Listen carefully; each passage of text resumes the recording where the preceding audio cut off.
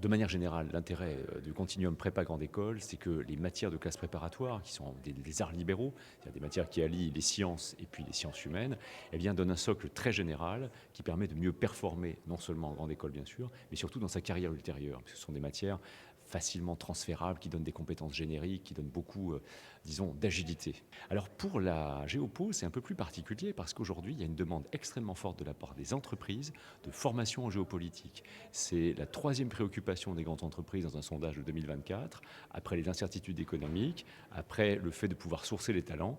Elles se sentent mal préparées en géopolitique et donc l'intérêt du continuum en géopolitique, prépa grande école, c'est de former des managers augmentés qui aient une vraie conscience des enjeux géopolitiques du monde contemporain pour mieux manœuvrer lorsqu'ils sont à la barre des entreprises. Est-ce qu'il y a des différences entre l'enseignement que tu proposes en prépa et celle que tu fais par exemple à Schema? Bon, la principale différence, c'est qu'en prépa, on part du passé pour aller jusqu'à aujourd'hui, alors qu'en grande école, ce que je demande davantage aux étudiants, c'est de se positionner pour aujourd'hui et pour demain.